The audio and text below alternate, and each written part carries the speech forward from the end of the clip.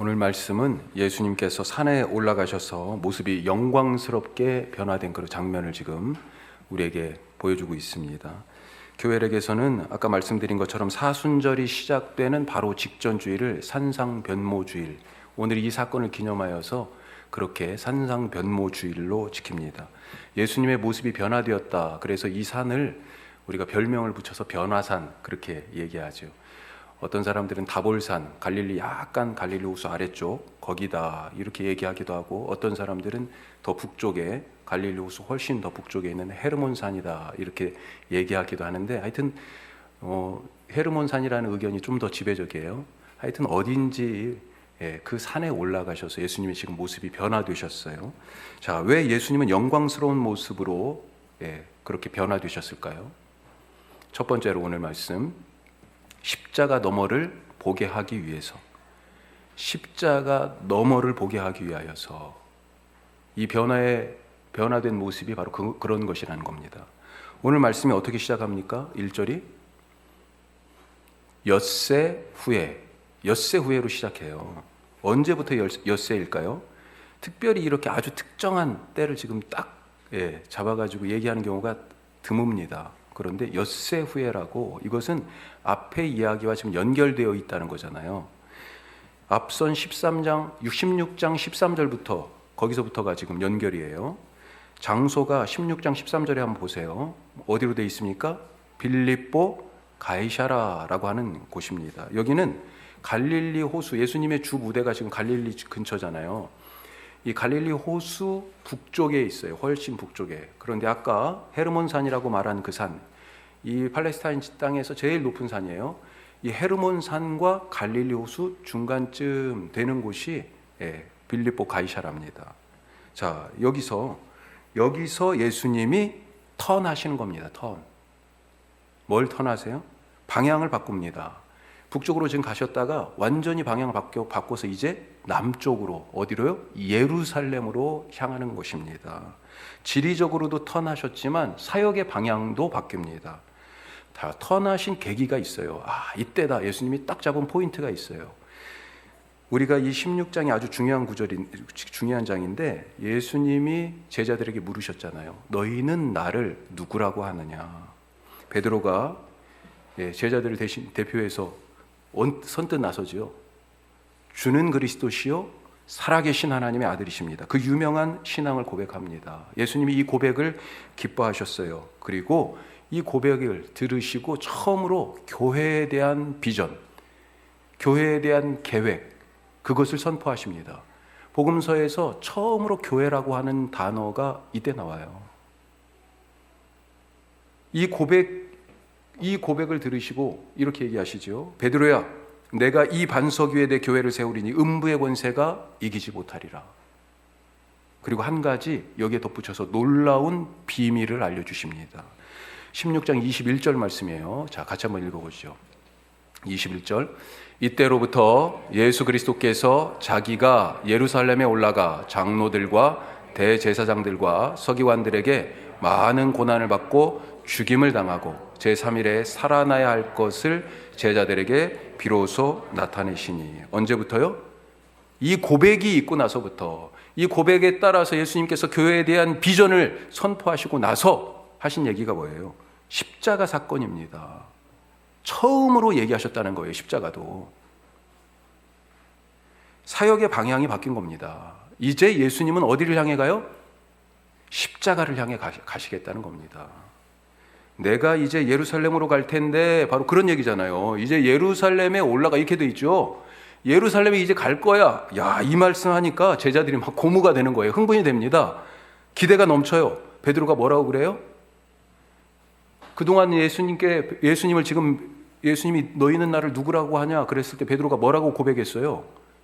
주님 당신은 그리스도이십니다. 이렇게 고백했어요. 그리스도가 뭡니까? 왕이에요, 왕. 베드로와 제자들은 예수님이 왕이 되셔야 한다고 그렇게 지금 믿고 있습니다. 그래서 지금 따라다니고 있는 거예요. 어떤 왕입니까? 유대인의 왕이에요. 유대인의 왕. 나라를 잃고 수백 년이 지났습니다. 지금도 로마가 다스리고 있는 몇백 년째 식민 통치 아래에 있는 이 나라, 이 땅의 새로운 왕, 진짜 왕, 우리 왕, 유대인의 왕으로서의 예수님을 기대하고 있었던 것입니다. 이 생각이 언제까지 갑니까? 예수님이 부활하시고 나서 하늘로 올라가실 때, 승천하실 때도 이 생각을 못 버렸어요. 아니, 부활하신 주님을 만나고도요, 이 생각을 못 버렸다니까요. 그래서 승천하시는 예수님을 붙들고 뭐라고 그래요? 사도행전 1장에 보면, 주님 잠깐만요, 잠깐만. 한 가지, 아직도 내 풀리지 않는 궁금증이 있어요. 한 가지만 더 물어볼게요. 잠깐만요. 이스라엘 나라를 회복하실 때가 언제입니까? 이게 제자들이 마지막에 예수님 승천하시기 전에 물어본 얘기예요, 이게. 제자들이 바란 것은 이스라엘이라는 이 조그만 땅덩어리의 왕이었습니다. 그래서 예수님이 예루살렘에 간다고 하니까 엄청 기뻤어요. 기대가 돼요. 야, 이제 예수님이 예루살렘에 간대. 드디어 때가 왔다고 생각했겠지요. 그런데 거기에 이어서 날벼락 같은 소리를 하십니다. 예루살렘에 올라가서 자기들이 생각하는 왕이 되기는커녕 고난을 받고 죽는다. 이런 말씀하시잖아요. 그래서 베드로가요, 아이고 이거 큰일 났다. 이거 예수님이 왜 그러는 거야? 붙들고 말리는 거죠. 주님 그런 말씀하십시오. 내가 예수님 결코 그렇게 죽게 놔두지 않겠습니다. 예수님이 이런 베드로를 심하게 책망하고 질책하시잖아요. 사탄이라고 얘기합니다. 네 속에 지금 사탄이 들어갔구나, 마귀가 들어갔구나. 그거 네가 하는 그 말이 지금 무슨 말인지 네가 모르지. 사탄아, 내 뒤로 물러가라. 너는 나를 넘어지게 하는 자로다. 그러면서 처음 제자를 부르실 때 하셨던 말씀, 나를 따라오라고 말씀하세요. 이게 지금 16장 후반부에 있는 말씀을 제가 지금 드리는 거예요.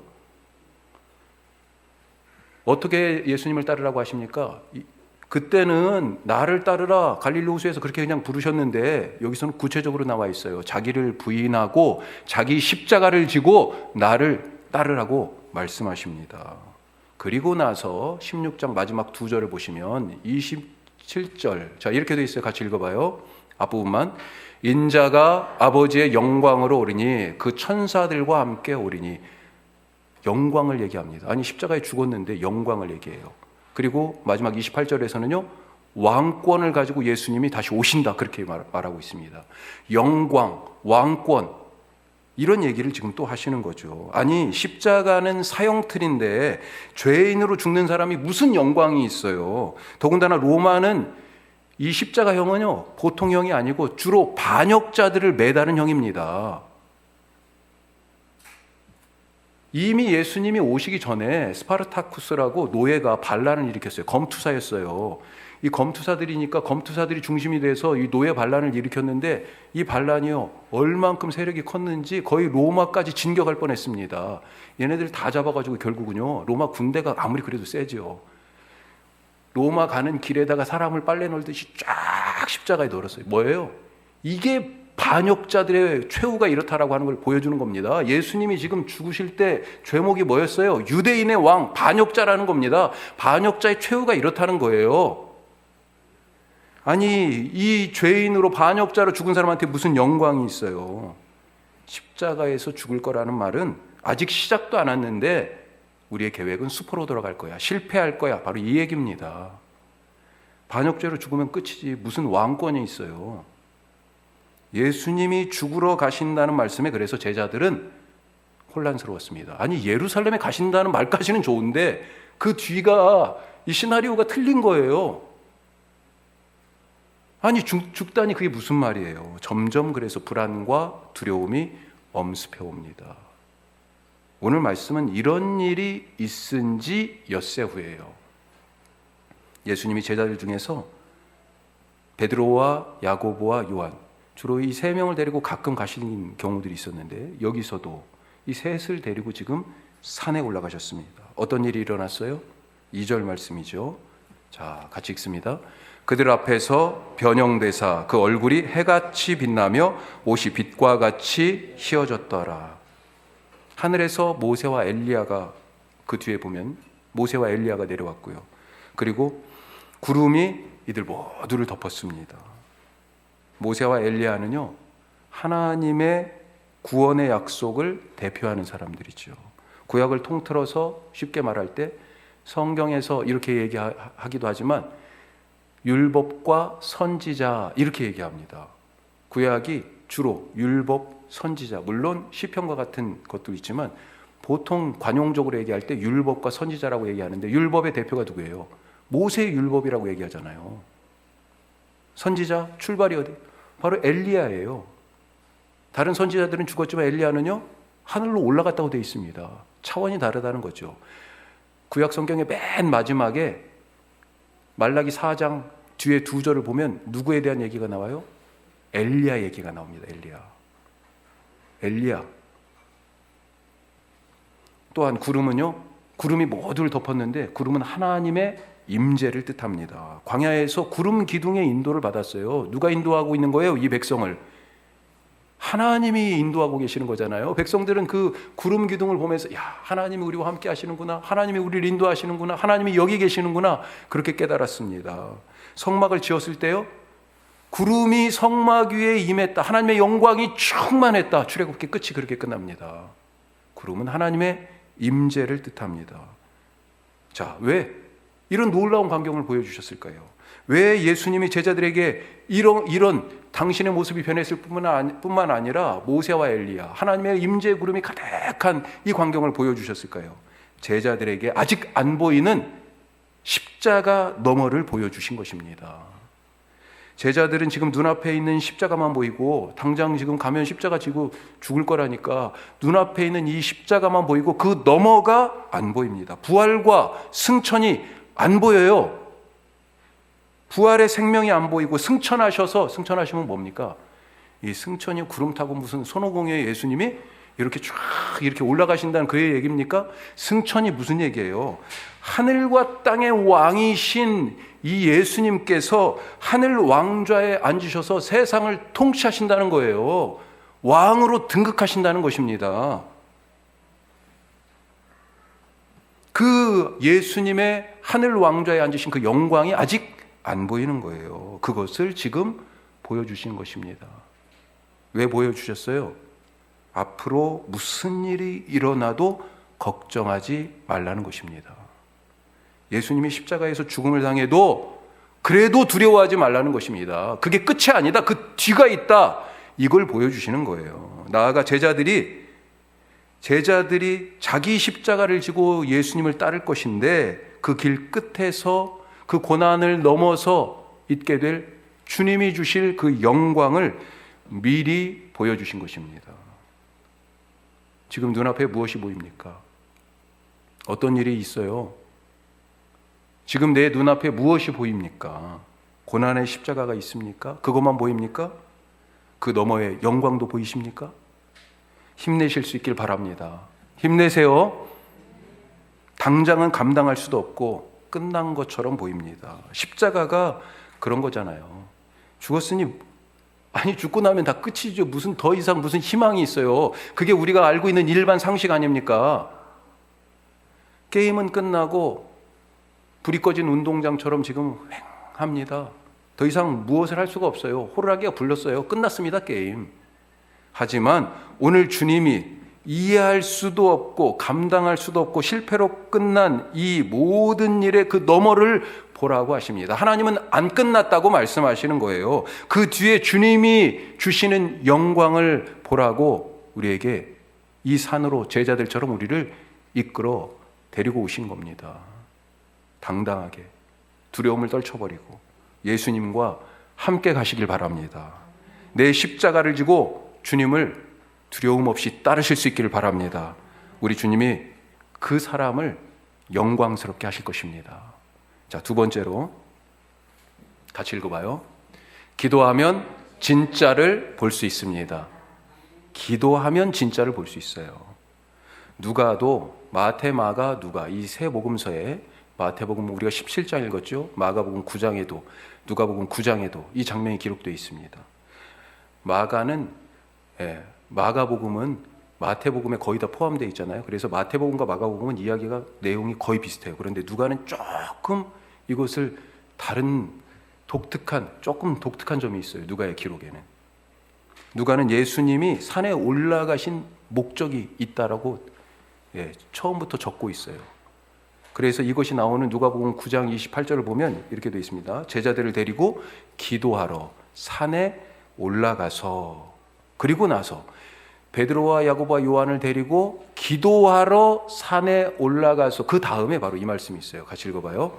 기도하실 때 용모가 변화되고 그 옷이 휘어져 광채가 나더라. 지금 기도했다라고 하는 얘기를요, 기도라고 하는 것을 반복해서 지금 붙이고 있습니다. 제자들을 데리고 기도하러 산에 올라가서 기도하실 때 용모가 변화되었다는 거예요. 예수님이 기도하실 때 모습이 변했습니다. 어떤 모습으로요? 진짜 모습이, 예수님의 진짜 모습이 드러난 것입니다. 육체의 베일에 가려져 있었잖아요. 스스로 신성을 제한하셨잖아요. 그 육체 속에. 그렇죠? 예수님의 진면목이 지금 보이는 겁니다. 예수님의 원래 모습은 하늘 보좌에 앉아 계신 영광스러운 모습이잖아요. 하나님의 아들로 하나님과 같이 보좌를 공유하고 계시는 거예요. 여기 이스라엘, 이 손바닥만한 이 이스라엘은 물론이고요, 온 땅의 주인일 뿐만 아니라, 이 땅만 주인이에요? 하늘은 당시에 사람들이 올라갈 수 없는 곳이잖아요. 지금 우리가 비행기 타고 로켓을 가지고 이 지구 밖까지도 간다 뭐 이러지만, 사실은 이 지구가 이 우주에서 지금 태양도 지금 우주의 먼지 정도로 지금 작은 건데, 이 온 땅과 온 하늘, 온 우주의 주인이신 분이라는 거예요. 그게 예수님의 진짜 모습이지요. 예수님은 앞으로 왕이 되실 분이 아니라 원래부터 왕이셨고 지금도 왕이시고 이후에도 왕이십니다. 기도하면 그 예수님의 진짜 모습이 보이는 거예요. 그 진짜 모습이 드러나는 거고요. 구름이 지금 이들을 덮었잖아요. 그렇죠? 이 장면은 여기 이 산을 지금 덮고 있습니다. 구름이요? 하나님의 임재를 뜻한다고 그랬어요. 하나님의 임재가 무엇입니까? 하나님의 임재가 뭐예요? 하나님과 함께하는 거죠. 우리 교회의 이름이에요. 우리 교회는 하나님의 임재가 충만한 교회입니다. 원주 함께하는 교회 성도는요, 늘 하나님의 임재 안에 머무르는 사람이에요. 하나님의 임재는 다른 게 아니고요, 하나님과 함께하는 것입니다. 다 쓰세요, 빨리. 쓰셔야 돼요, 이거. 하나님의 임재는요, 하나님과 함께하는 것입니다. 기도의 목표가 뭐예요? 지금 예수님이 기도하러 이 산에 올라가셨어요. 이 기도의 목표가 뭐예요? 구름이 임재했잖아요. 기도의 목표는요, 하나님과 함께하는 것입니다. 우리가 기도를 뭔가를 요청하고 또 그걸 받는 것, 이렇게 생각하기가 쉬운데 그거 당연하죠. 하나님께서 임재하시고 우리를 그렇게 사랑하시는데 우리에게 필요한 것을 일부러 안 주고 너 이거 없어봐, 너 이거 없어서 고생 좀 해봐, 이러시는 거예요? 주시죠. 우리에게 주셔요. 당연히 주시는데 그게 먼저가 아니라는 겁니다. 기도의 진짜 목표는 하나님과 함께하는 거예요. 하나님의 임재 안에 머무르는 것입니다. 예수님이 기도하시는 중에 그 임재의 구름이 덮였습니다. 하나님이 지금 예수님과 함께 하시는 거예요. 그래서 이렇게 예수님의 본 모습이 드러나게 된 것입니다. 5절 말씀 한번 보죠. 오늘 5절 말씀 같이 읽습니다. 말할 때 호련히 빛난 구름이 그들을 덮으며 구름 속에서 소리가 나서 이르되 이는 내 사랑하는 아들이요 내 기뻐하는 자니 너희는 그의 말을 들으라. 자, 임재하셔서 모습이 변화된 것으로 그치지 않고요, 지금 하나님이요 선포하십니다. 예수님이 누군지 그 진짜 모습을 선포하여 알려주세요. 확실하게. 예수님이 바로 하나님의 아들이라고 인정하시잖아요. 어디서 많이 듣던 말씀 아닙니까? 이는 내 사랑하는 아들이요 내 기뻐하는 자다. 언제 들었어요? 세례 받을 때. 그렇죠. 하늘이 열리고 성령이 비둘기처럼 예수님 위에 임재하시면서 그때도 이런 소리로 하나님께서 선포하셨어요. 여기 내 사랑하는 아들이다. 내가 기뻐하는 자다. 지금 온 땅에 다시 한번 선포하고 계시는 것입니다. 이것이 바로 가려졌던 예수님의 모습이잖아요. 사실 이 구름 속에서 제자들도 이 하나님의 음성을 들을 수 있어야 합니다. 하지만 제자들은 여기서도요, 예수님의 본 모습만이 아니라 겉모습만 봤어요. 겉모습만. 뿐만 아니라 자기들이 누구인지도 발견하지 못했습니다. 왜요?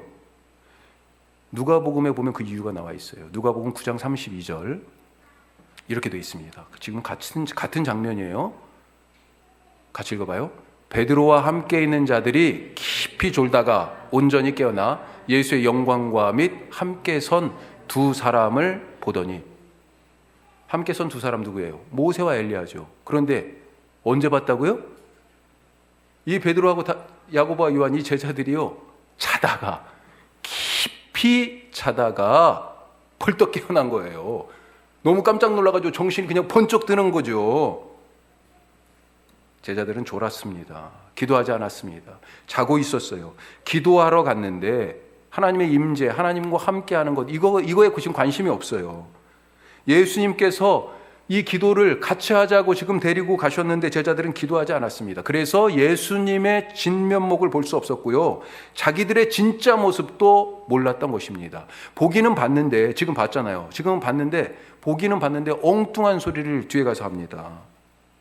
나의 진짜 모습은 무엇입니까? 나의 진짜 모습은 무엇이에요? 어디서 나의 진짜 모습을 발견할 수 있습니까? 어디서 우리가 예수님을 진짜 그분이 누구신지 알아볼 수 있어요? 구름 속에서 들려오는 예수님에 대한 이 음성에서 우리가 힌트가 있습니다. 나의 진짜 모습은 뭐예요? 내 진짜 모습은 바로 이는 내 사랑하는 아들이요 딸이요 하는 하나님의 그 음성이에요. 하나님이 우리의 진짜 모습이요, 이 세상에서 살아가는 우리의 진짜 모습이 뭐라고요? 우리의 정체성을 뭐라고 말씀하세요? 하나님의 아들, 당신의 딸이라고, 아들이라고, 그게 우리의 진짜 모습이라고 지금 예수님의 진짜 모습을 알려주시잖아요. 오늘 주님의 임재 안에 들어가실 수 있기를 바랍니다. 그래야 주님의 음성을 들을 수 있어요. 그런데 이 주님의 임재 안에 어떻게 들어가요? 기도해야 하나님과 함께 할 수 있습니다. 거기서 내가 누군지를 알아요. 내가 하나님의 딸, 하나님의 아들인지 그 기도 속에서 분명하고 확실하게 알게 되는 것입니다. 자, 그렇게 이 기도 안에서 하나님의 임재를 경험하고 하나님과 함께하니 어떻습니까? 하나님의 아들과 딸로 세상을 살아가는 내 삶이 어때요? 나는 더 이상 세상에 부족한 것이 없게 됩니다. 모든 것을 다 가지신 분이 내 아버지신데요, 죽음도 두렵지 않습니다. 그래서 이제 걸어갈 길이 뭐예요? 십자가잖아요. 걱정이 안 되는 거죠. 왜요? 그 너머를 지금 보여주셨잖아요. 부활과 생명을 만들기도 하시고 생명을 그 손에 붙들고 계신, 죽은 자도 다시 살리시는 부활의 능력이 있으신 아버지가, 그 아버지의 아들이, 그 아버지의 딸이 바로 난데 뭔 걱정이에요? 하나님과 함께 하지 않기 때문에 내게 일어날 부활이 안 믿어지는 것입니다. 어떤 일을 만나도 이런 사람이 무슨 걱정이 되겠어요? 이미 아버지 하나님이 다 여호와 이레 준비하시는데요. 기도하십시다. 그리고 늘 하나님과 함께하고 그분의 임재 안에 머물러서 주님의 음성을 듣고 살아가실 수 있기를 주님의 이름으로 축복합니다. 자, 마지막으로 세 번째 같이 합니다. 기도하면 갈 길을 알게 됩니다. 갈 길을 알게 되고요, 갈 길을 가게 됩니다. 예수님이 기도하실 때 누가 내려왔어요? 누가 갑자기 나타났습니까? 모세와 엘리야. 그들과 함께 지금 이야기를 하고 있는 모습을 베드로가 봤어요. 무슨 이야기를 나눴을까요? 오늘 말씀 보면 무슨 얘기를 나눴는지 나와 있어요? 없어요. 그런데 여기도 누가를 참조해 볼 수 있습니다. 누가복음에서 이 궁금증을 명쾌하게 풀어줘요. 자, 누가복음 9장 31절. 자, 모세와 엘리야가 나타났어요. 네, 그 뒤에 같이 읽어요. 영광 중에 나타나서 장차 예수께서 예루살렘에서 별세하실 것을 말할세. 모세와 엘리야가 뭘 가지고 지금 예수님하고 얘기해요? 이 이야기의 주제가 예수님이 예루살렘에서 죽으시는 것. 그게 바로 지금 이야기의 주제입니다. 모세와 엘리야가 왜 이런 얘기를 지금 나누고 있을까요? 모세도 엘리야도요, 자기 백성을 구원하기 위하여 여러 고난의 시간과 과정과 오해와 반대와 핍박을 받았던 사람들입니다. 우리가 알잖아요. 모세가 돌 맞아 죽을 뻔한 적이 한두 번이 아니었습니다. 백성들이 가서 믿어줬어요? 처음에 하나님을 온전히 만나지 못한 상태에서 이집트의 왕자로서도 사실은 구원자 노릇하려고 했었잖아요. 그때도 거부했어요. 예? 광야에서 40년을 지나고 나서 다시 와가지고 예? 이 여호와께서 말씀하셨다. 응? 내 백성을 이끌어내라고 하신다. 백성들이 처음부터 믿었습니까? 아니에요. 이것저것 보여줬습니다. 광야에서 어땠어요? 늘 모세에게 불평하고 반항하고 예? 주먹을 휘두르고 돌을 항상 집었습니다. 엘리야는 어땠습니까? 갈멜산 위에서 엘리야 편이 하나도 없었잖아요. 늘 외롭고 반대를 받고 피해 다니고 그럼에도 불구하고 하나님의 구원 사역을 위하여 그 고난을 마다하지 않았어요. 예수님의 십자가가 바로 그런 거지요. 지금 이 구원을 모세가 한 것, 엘리야가 한 것 이거는 아무것도 아니지요. 그것 모두를 다 포함한 온 인류와 이 우주의 새로운 변화, 새로운 창조, 구원을 위하여서 예수님이 이제 예루살렘에 가실 텐데 그것을 위하여 고난 받으실 것. 이미 그런 고난을 경험했던 모세와 엘리야가 예수님을 지금 응원하러 온 거예요. 응원하러. 자, 그런데 베드로와 다른 제자들은 어땠습니까? 기도하지 않고 졸다가 벌떡 일어난 거죠. 눈앞에 이 펼쳐진 이 황홀한 광경, 정신이 번쩍 들어가지고 뭐라고 얘기합니까? 4절에 보니까 우리가 여기 있는 것이 좋습니다. 그 유명한 말씀. 여기서 주님 여기서 살지요. 내려가지 말고 여기서 살지요. 하나는 초막을 짓는데 내가 초막을 짓게요. 여기서 살 집을. 하나는 주님을 위하여, 하나는 모세를 위하여, 하나는 엘리야를 위하여 내가 짓겠습니다. 이 제자들의 말이요, 신앙심 깊은 말처럼 들립니다. 예수님을 위해서 지금 뭔가를 하겠다고 그러잖아요. 이거 너무 좋아요, 너무 좋아. 제가 아까 여기 앞에서 마지막 찬송을 드리는데 올라오기 전에 이 뒤에서 여러분들이 다 찬송을 하잖아요. 저는 사실 제가 다른 분들보다 제일 크게 찬송한다고 자부했거든요. 예. 그래서 다른 분들 소리가 잘 안 들렸습니다. 솔직하게. 김덕수 집사님 찬송 소리, 마이크에서 나오는, 스피커에서 나오는 이 소리 말고는요, 사실은 잘 안 들렸어요. 그런데 제가 왜 그랬는지 하나님이 잠깐 입을 딱 닫게 하셨어요. 그런데 뒤에서 들려오는 여러분들 소리가 너무 아름다운 거예요. 성당에 가면 성가대가 어디 있습니까?